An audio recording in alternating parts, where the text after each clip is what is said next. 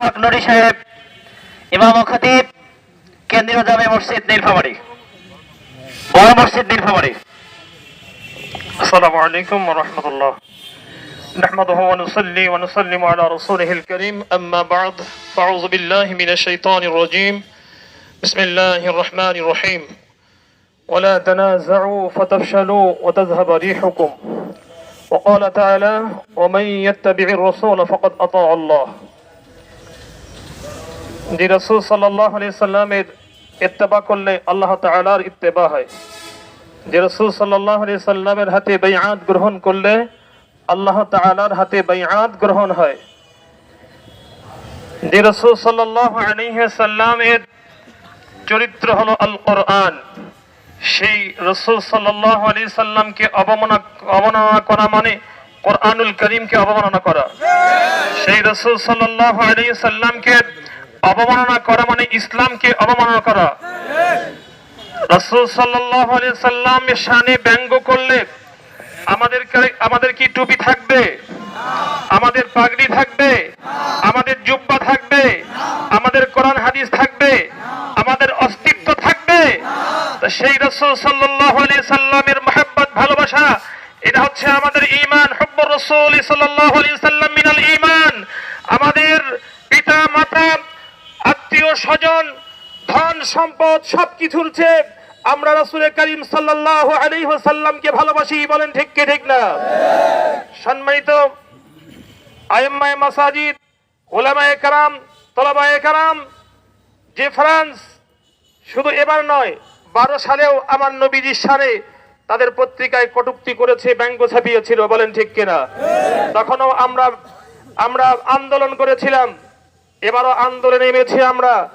সম্মানিত মুসলিয়ানে কেরাম, ব্রাদার ইসলাম, শুনুন, ফ্রান্স মুসলিম দেশগুলোকে শোষণ করে আজ পরাশক্তিতে পরিণত হয়েছে।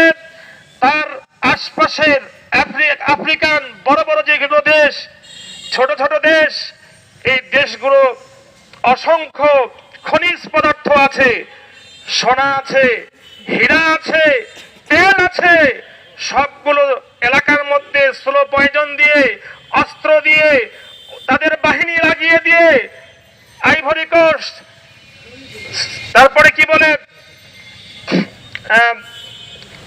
অনেকগুলো মুসলিম দেশ যেগুলোতে আমাদের সেনারা ইউএন মিশনে যায়, দেখে আসতে তারা মুসলমান, কিন্তু তাদের হাতে কর্তৃত্ব নাই, সবকিছু লুটপাট করছে। আজ 14টা দেশকে লুটপাট করছে ফ্রান্স, লুট করে আজ তারা সর্বেসর্বা হয়েছে। আর আমার নবীজির শানে মানে আঘাত হানতে যাচ্ছে তারা। ঠিক কি ঠিক না?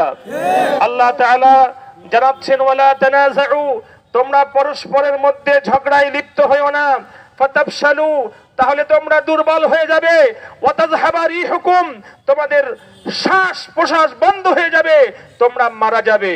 তা আমাদের পজিটিভ সাইড হলো, আমরা ছোটখাটো বিষয় নিয়ে যদিও ইখতিলাফ করি, ফুরুই বিষয় নিয়ে, জুজ বিষয় নিয়ে ইখতিলাফ করি, আমার নবীজির সম্মান নিয়ে আমাদের কোনো ইখতিলাফ নাই। ফরজ বিষয়ে আমাদের কোনো ইখতিলাফ নাই, ওয়াজিব বিষয়ে কোনো ইখতিলাফ, হারাম বিষয়ে কোনো ইখতিলাফ নাই। এজন্য আমরা সমস্ত মুসলমান নবীজির শানে আজ একত্রিত হয়েছি। নবীজির শানে আমরা আমাদের নিজের জীবন, আমাদের পরিবার পরিজন, আমাদের ধন সম্পদ সবকিছুই আল্লাহর ওয়াস্তে উৎসর্গ করে দিলাম। নারায়ে তাকবীর! আল্লাহ আমাদের কবুল করুন, বলেন আমিন। সম্মানিত ভাইরা, প্যালেস্টাইনে যখন ইসরায়েল বোম্বিং করছিল, আমাদের মাননীয় প্রধানমন্ত্রী তিনি সংসদে নিন্দা জ্ঞাপন করেছেন, নিন্দা পাশ করেছেন। সারা বাংলাদেশ, সারা বিশ্বে আজ মুসলমানদের কলিজায় আঘাত হেনেছে। মাননীয় প্রধানমন্ত্রী, আপনাকে আমরা শ্রদ্ধা করি।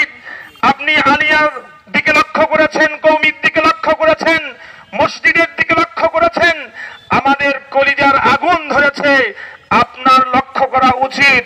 এবং সংসদে আমরা জোর দাবি জানাচ্ছি, একত্রিত হয়ে আপনার নিন্দা জ্ঞাপন করুন এবং ফ্রান্সকে চাপের মুখে রাখুন, তাহলে আমাদের মনের আশা এবং আন্দোলন সফল হবে, অন্যথায় হবে না। বলেন ঠিক কি ঠিক না? আল্লাহ তাআলা আমাদের সকলকে হেফাজত করুন, আমিন।